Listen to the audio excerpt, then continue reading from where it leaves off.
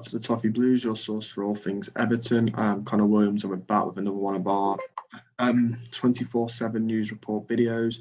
As always, we start with our headline news, and the headline news is that despite interest from Chelsea, talks between Everton and Tottenham for Richarlison are moving in a positive direction, with an agreement of a fee should be around 60 million without involving any player swap. This has come from Bruno Andrade, who is a journalist based in Brazil and Portugal, and mainly does it for CNN Portugal, Maze Football, and UOL Esport. This for me is positive. I mean, I've said on this channel numerous times that I want to sell him, but needs must. He wants to go. I also don't want it to be one of those where we don't sell him and it turns bitter and he hates, that's bad lasting memory of the club. I think when we get rid of him, it should have always been for money. I know 60 million people are a bit like, oh, well, I think we all thought we might be getting a bit more than that. The club clearly are in a bad situation where we need the money. It's a shame that we can't press for more. Just shows what happens when you run a club badly. It does come back to bite you in more ways than one. Richarlison does deserve his move. You could argue from the point of Mashiri's mess, the club deserved the mess they're in. The fans don't deserve it.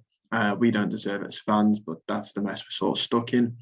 But it should have always been for money. The rumours that we were going to get offered Lucas Moura and Harry Winks were ludicrous. I mean, at least Moura aging, but at least he plays on the wings where Richarlison was. But like the offer to switch for Harry Winks, imagine giving away a forward for a midfielder when your only other forward is Solomon Rondon and Calvert-Lewin, who's constantly linked with a move away. I don't know if he will be, but we'll have to wait and see. Bruno Andrade wasn't done there. He said Tottenham have already agreed a 5-year contract with Richarlison and hope to complete a deal this week for the Brazilian. That's massive. That is huge. 5 years is a long time. That is huge for him. We did run a poll on the Toffee Blues saying, would you be happy to sell him to Tottenham for 60 million? 60.6% of you said no, 39.4% said yeah, 1,440 of you voted. I voted in that as well and said no. For the reasons I've just said, I don't think, regardless of what the wider media value him as, I think to us, he's valued as a lot more, which is what clubs are. I think people, especially wider media, don't understand it.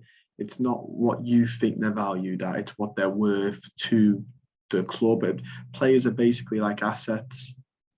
They're like property. And people will sell their assets for the price that they need. So we value Richarlison because of how important he's been this season, especially getting us out of this relegation battle. We value him as a little bit higher than that. Why the media would probably say 60 is about fair. Yeah, I think it's very often misconstrued that when a club values a player, they're not valuing it off transfer market or a website like that. They're doing it because that's how much the player's worth to the club, plus added in stuff like, how much you brought the player for, how much wages, what the financial situation is. But yeah, like I said, guys, it's just unfortunate the bad running of the club means I don't think we have the position to start asking for more money. I think we were all sort of hoping there'd be a bidding war between Chelsea and Tottenham to get the interest up a little bit. But I think the club are in that much of a position now. The club are looking at it like we just need to sell, get some money, sell him, move on, which is a real shame. We also have now that Tottenham did offer 20 million alongside winger Steven Bergwijn for Richarlison. The bid has firmly been rejected by Everton. That's come from Sam Wallace of the Daily and Sunday Telegraph.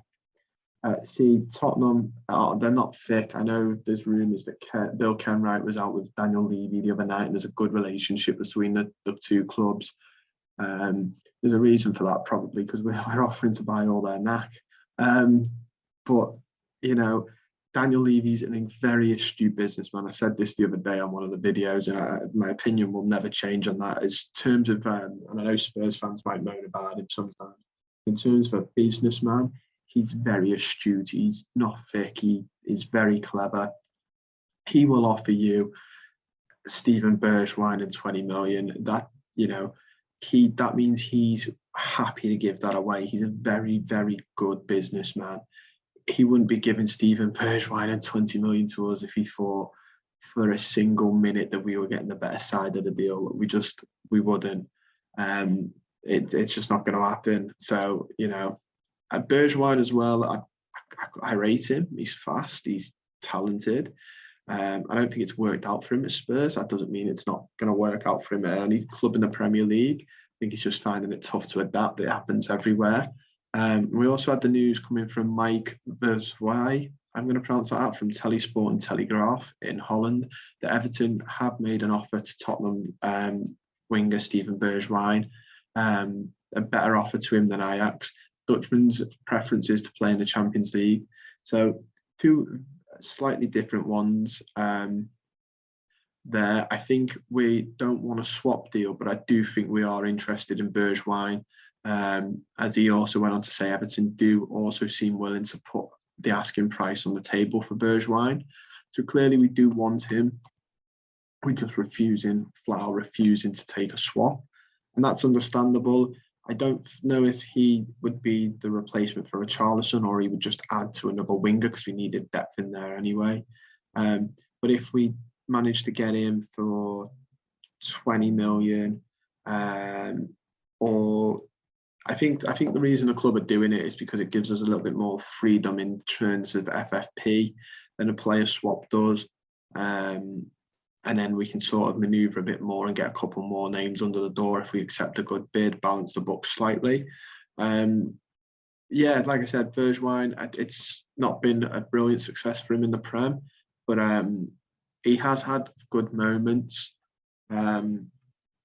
I just think Tottenham might have one too many wingers at the minute when you think they got Kulusevski as well last season.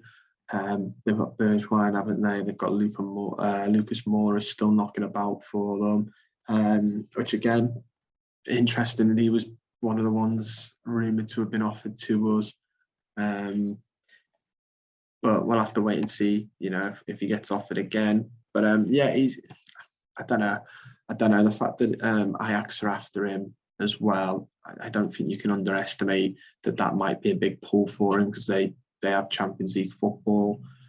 He is from Holland, so he'll be able to return to his home country. We'll have to keep an eye on this. We'll have to keep an eye on what he decides he wants to do. I wouldn't be opposed to him though. I don't think he's the worst player. I actually quite like Emmanuel Dennis, and I'm sold on the idea now. But in his Premier League 3 years he's been here, he has got a couple of chances. He scored 3 goals last season and 1 assist. Got about 25 games, but he was subbed in for 21 of them. Only played 563 minutes. The season before that was a little bit better. He got 1,208, and then got 1 goal, 3 assists. I believe the 3 goals might have been a hat trick this year in the same game. But yeah, so it's tough to take. I think Dennis might be a little bit better, but still, he's 24. Steven Bergwijn, I'm not opposed to it. I think there is a good player in there. I just think he needs to have the time, given the time and that. Do I think he's Richarlison's level and will I be happy with the sort of switch? No. But I don't know how to say this. With, a narrowly avoided relegation last season, I don't think we have the ability to start demanding that we get, world-class players in. We also have more Tottenham as well. We are married. I'm sure we're married to Tottenham. We might as well be their affiliate club. We also have that Tottenham are hoping to secure a 20 million transfer fee for Harry Winks. Everton are keen on getting him on a loan deal. the Echo reported last week that they held talks over it. Lampard has identified Winks as a player that can bolster the midfield. Winks would be in favour to move to Goodison Park, as he's basically been frozen out by Conte last season. Interest in this one. I don't think he's worth 20 million. I think Spurs are being very, very optimistic. I want a loan deal. Get a loan deal. No obligation to buy, just get a loan deal. And if he performs, we can get him. If not, give him back. Yeah, like I said, Daniel Levy's a very clever man, though. I bet he ends up getting some sort of good deal for him. Everybody thought we'd had his pants down with the Dele Alli deal, and no, I don't think we have, because we're paying his wages. I think they wanted to get him off the books very quickly, and unless Dele Alli improves next season, I know he changed the game against Crystal Palace, but unless he does that a bit more consistently, I don't think we'll be looking at Spurs laughing at this deal. Like I say, he wouldn't give him away for nothing if there wasn't a reason. But it is interesting that Lampard has been identified as the man that wanted Winks. People going, I saw people online blaming Bill Kenwright, blaming Mashiri, blaming Felwell a little bit. You know, there's been a name there. This is a Lampard signing. So do with that what you will. I don't think I'm very keen on him, but yeah, but what else can you do? Again, more Tottenham. Everton are interested in signing Tottenham centre-back Joe Rodon. That's come from Alex Crook, who sometimes appears on TalkSport. He's a presenter, journalist, etc., etc. Yeah, Joe Rodon, another player. I don't think he's been given the chance at Tottenham. Decent for Wales, very decent for Wales. I just don't think he's had the chance there. It's interesting that we're after him. Clearly, we're not done centre-back shopping. I would expect another one of our centre-backs to go then. If not Mina, definitely Holgate, because we're now starting to look very, very bolstered there if we get him, along with Tarkowski. And we also have finally some news again on a centre-back. This one's got nothing to do with Tottenham, thank God. This has been the Everton-Tottenham show, this. Everton's under-21 defender Eli Campbell has signed his first professional contract with Everton, penning a 3-year deal with the club until 2025. So hopefully that's another young player that's going to come through the ranks and will end some of our centre-back woes and difficulties. Wish him all the best. Hope he progresses. Hope he gets his chance. Hope he proves the club right and giving him the contract. That's all we've got time for though today. Don't forget to like the video, subscribe to the channel, and comment down below any of your thoughts on this Tottenham special. We were very much up Tottenham here, weren't we? Like having a new girlfriend and then wanting to spend every day with them. Sort of they were a new partner and wanting to spend every day with them because you're in the romance honeymoon stage, isn't it? We made one deal with them in January, and then all of a sudden we're like, oh, Spurs, I love you. Oh, let's share some players. It's absolutely crazy, this one. It is all rumours though, don't forget. These are all just paper talk rounded up into one nice video for you. So take every one with a pinch of salt, obviously. But yeah, let me know your thoughts on Richarlison, 60 million. You happy or not? Bergwijn, do you like the look of him? Rodon as well. I know Everton have a good Welsh support as well, so a couple of people might know him from his Welsh internationals. Let me know down below your thoughts on him. And how nice is it to see like Campbell get his contract? Good to give some youth a go at Everton. Hopefully he goes on to progress. But that's all I've got time for, and I'll see you guys very soon.